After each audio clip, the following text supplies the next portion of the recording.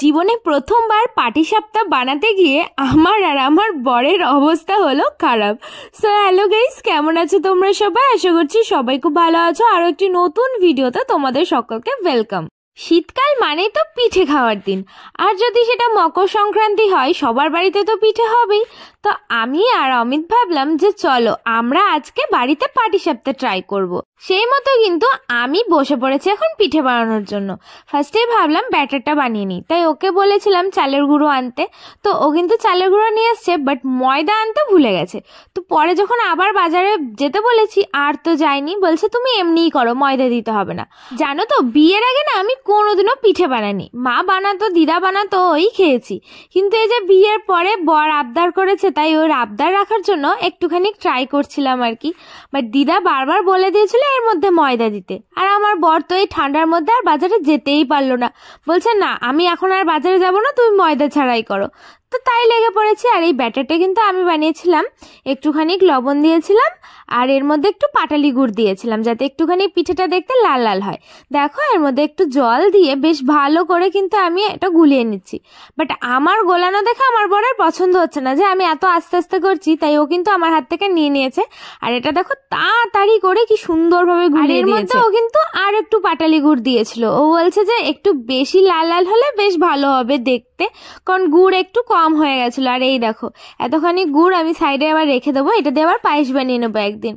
তো এখানেও বেশ ভালোভাবে ব্যাটারটা কিন্তু করে দিয়েছে। আর এখন আমি বসে পড়বো পিঠে বানাতে। আর এই পাটিসাপটা বানাবো বলে বাজার থেকে কিন্তু আমি গিয়ে ক্ষীর নিয়ে এসেছিলাম, কারণ ক্ষীর দিয়ে খেতে বেশ ভালোই লাগে। নারকেলের পুরটা দিলেও ভালো লাগে, বাট ক্ষীর দিলে একটু বেশি ভালো লাগে। ওর মধ্যে অনেকটা পরিমাণে কাজু বাদাম, কিশমিশ সব কিছুই দেওয়া ছিল। তো দেখো, এখন কিন্তু পিঠে বানানো স্টার্ট হয়ে গেছে। এই চাটুটা দেওয়ার পরে এর মধ্যে কিন্তু একটু তেল ব্রাশ করে নিয়েছিলাম। তারপরে ও বলছে ফার্স্টে একটু ট্রাই করে দেখি তো আমি যে হয় নাকি। আর আমার সাথে সাথে আমার বড় কিন্তু জীবনে প্রথমবারই এই পিঠে বানানো ট্রাই করছে।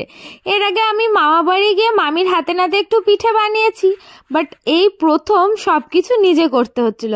এই দেখো, দেখেছো পিঠেটা নিচ দিয়ে লেগে গেছে, কিছুতেই উঠতে চাইছিল না, কারণ এর মধ্যে ময়দা দেওয়া হয়নি। আমরা তো বুঝতেই পারছিলাম না এরকম অসুবিধা কেন হচ্ছে। তো ওই চাটু বাদ দিয়ে আমরা এখানে একটা লোহার কড়াই বসিয়ে নিয়েছিলাম, যাতে লোহার কড়াই ওঠে নাকি দেখি। বাট এটাতেও কিন্তু ওই সেম প্রবলেম হচ্ছিল, একটু না একটু তো নিচে লেগেই যাচ্ছিল। প্রথম দুটো তো নষ্ট হয়ে গেছিল, ঠিকভাবে ওঠেইনি, পুরো খুলে খুলে গেছিল। তো তারপরেও কিন্তু একটা ফাইনালি একটু ভালো করেছে, বাট একটু তাও ভেঙে গেছিল, কারণ একটু লেগে গেছিল নিচ দিয়ে। এর মধ্যে ময়দা দিলে এরকমটা হতো না, আমার দিদা বারবার বলেছিল, বাট আমার বর কিছুতেই শোনেনি, ময়দা তো আনেইনি। তো ফাইনালি ও কিন্তু একটা সুন্দরভাবে করেছে, যেটা পুরোটাই সুন্দর হয়েছে। তোমরাই বলো যে পিঠেটা কেমন হয়েছে। আমার তো দেখতে বেশ ভালো লাগছিল। আমার বরের থেকেও বেশি খুশি আমি ছিলাম যে ফাইনালি একটা পিঠে তো সুন্দর হয়েছে, আর তাও ও জীবনে প্রথমবারই পিঠে বানাচ্ছে। অবশ্য আমিও প্রথম বানাচ্ছি। তারপরেও বানাতে বানাতে বললো চলো একটু খেয়ে দেখি। তাই আমি ভাবলাম যে চলো আমি একটুখানি ট্রাই করি পিঠে বানানো। ও তো আমাকে বানাতেই দিচ্ছিল না, যে আমি পারবো না দেখে। তো আমি এখানে কিন্তু দিয়ে দিয়েছিলাম, দেখো এটা ঢাকনা দিয়ে ঢেকে রেখেছিলাম আমি। আর তারপরে যখন ওই ক্ষীরটা দিয়ে আমি এইটা উল্টে পাল্টে ওই পাটিসাপটার শেপে আনবো, আমি কিছুতেই করতে পারছিলাম না। আমার পর লিটারালি হেসেই যাচ্ছিল, নিজে একটা সুন্দর করতে পেরেছে বলে আমার পর হেসেই যাচ্ছিল। জানো না, আমার এত রাগ উঠছিল ওই টাইমে। আর এই যে দেখো, পিঠেটা কিছুতেই উঠতে চাইছিল না। আমার তো এই টাইমে আরো কষ্ট হচ্ছিল যে নিজে একটা সুন্দর বানিয়ে ফেলেছে আর এটা কেন উঠছে না। আমার পিঠের উপর তখন খুব রাগ হচ্ছিল। তো দেখো, আমি অনেক চেষ্টা করছিলাম, খুন্তি দিয়ে একবার ট্রাই করেছি, একবার ভাবছিলাম যে আমি হাত দিয়েই কেন না এরকম ভাবে শেফ করে নিই। দেখো, কিন্তু ওই যে মাঝখানে একটুখানি লেগে গেছিল, ওটার জন্য আমার এত অসুবিধা হচ্ছিল, কিছু করেই আমি ওই মাঝখানে লাগাটা তুলতেই পারছিলাম না। আর আমার বর বলছে দাও আমি করে দিচ্ছি, কিন্তু আমার মনে একটা জেদ চেপেছিল যে না, এইটা আমিই বানাবো, আমিই তুলবো। দেখো, অনেক কষ্টে আমি একটুখানি পিঠের শেপে এনেছি, মানে পাটিসাপটার শেপে, বাট সেই আবার ওই মাঝখানটাতেই প্রবলেম করছে, মাঝখানটাতে যেটুকু লেগেছিল তো আমি যেটা বানিয়েছি সেটা সরিয়ে মাঝখান থেকে ওইটুকু তুলে ফেলে দিচ্ছি। মানে আমার এত রাগ উঠে গেছে ওই মাঝখানের ওই কাঁচা অংশটা দেখে যেটা লেগে গেছে। তো প্রথমবার বানিয়েছি, যা বানিয়েছি তাই ভালো ওই বলে আমি নিজের মনে সান্ত্বনা দিয়েছি। পরের দিন আমি সুন্দরভাবে বানিয়ে আমার বরকে খাওয়াবই, ওকে আমি প্রমিস করেছি। দেখো নিজে সুন্দর বানিয়েছে আর বারবার দেখাচ্ছে, দেখো তোমার ভাঙা পাটিসাপটা আর আমার ভালো পাটিসাপটা।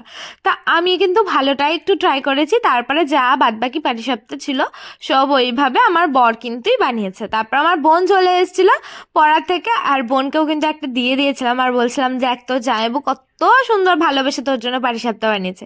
তো বোন তো বললো যে খুব ভালো হয়েছে, জামাইবু খুব ভালো বানিয়েছে। ওই শুনে তো আমার বর একদম খুশিতে মানে কি বলবো নাচা শুরু করে দিয়েছে। তো যাই হোক বন্ধুরা, কি আর করবো, নিজে তো সুন্দরভাবে বানাতে পারিনি, বর সুন্দরভাবে পাটিসাপটা বানিয়ে দিয়েছে, সেটাই খেয়েছি আর কি।